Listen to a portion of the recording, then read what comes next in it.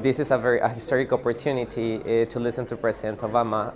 As I have read in the news, this is going to be a very important speech regarding the Middle East and the relationship between sort of civilizations between the Arab world and the United States.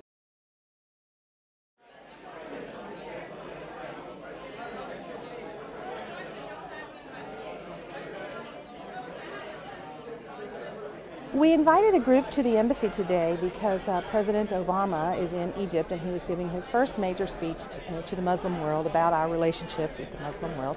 And we thought it would be interesting to have a group of students, Muslim and non-Muslim, NGO, government officials, a mixed crowd of our contacts come and watch the speech and then discuss it. What I'd like to potentially hear from the speech is how we can all work together, how America and the Muslim world can work together to overcome certain aspects. Maybe possibly extremism, radicalization, but how we can both support each other as well. I'm expecting him to try and reach out to the entire sort of Muslim population. I think to try and distance himself from the previous policies of George Bush perhaps and try to make a much more diplomatic effort to create a relationship. Everybody wants to have a friendship with Americans because this is a small world. Nobody can live isolated lives. And I think everybody wants to know that let's have a dialogue. They should know one another. Let's get together and let's really make sure that we make it a more peaceful place to live for the generations to come. Many Muslims recognize that Israel will not go away. Likewise, many Israelis recognize the need for a Palestinian state. It is time for us to act on what everyone knows to be true.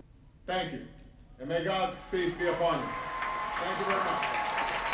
Thank you. I was actually very impressed by the scope and depth of the whole talk. I think actually was a huge contrast to the previous president.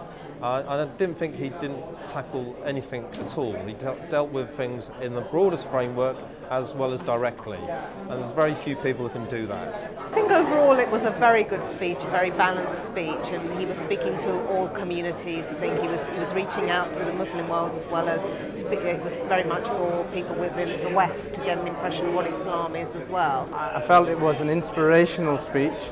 It touched upon some of the core areas that are not often discussed, or the taboos that were mentioned came out in the open, and the Palestine-Gaza-Israel situation, the nuclear situation.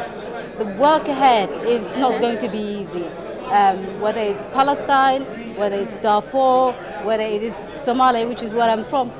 What we have to do is also just reach out to him and say, we are going to be a partner in negotiations.